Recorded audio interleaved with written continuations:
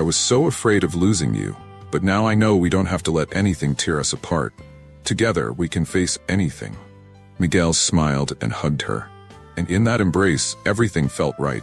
He didn't know what the future held for them, but one thing he knew for sure. Together, they could face any challenge life put in their way. Their love, now free of fear and uncertainty, would be the strength that kept them united. Over time, Miguel and Amanda continued their new journey together.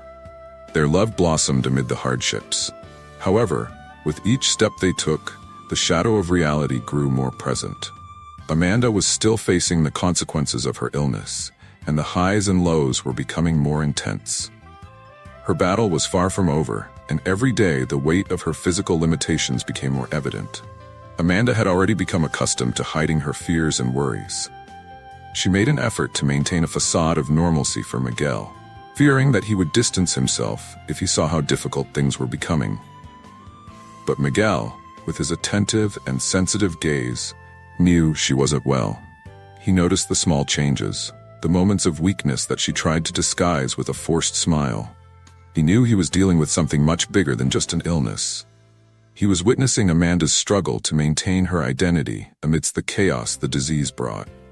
One evening, after a long day where she could barely leave her bed, Miguel found her sitting by the apartment window, staring at the city outside with a distant look. The soft moonlight illuminated her tired face. He approached quietly, without words, just watching her for a few seconds. His heart tightened, seeing the silent pain she carried. Amanda, sensing his presence, slowly turned to look at him. Her eyes were tired, but they still held that spark of hope Miguel loved so much. However, there was something else there, something Miguel recognized as a clear sign. She was withdrawing, not physically, but emotionally. The illness and its limitations had begun to take control of her life in a way she no longer knew how to handle. "Miguel," she said, her voice low and hesitant, "I don't know if I can keep going like this. I feel like I'm burdening you. I'm so afraid that you'll see me as a broken person, someone who can't give you what you need, someone who's not the person you thought I was." Miguel moved closer, sitting next to her. He held her hands gently, looking into her eyes, not rushing to speak, just feeling her pain as if it were his own. He knew exactly what she was feeling. He knew that for Amanda, accepting vulnerability was one of the hardest things.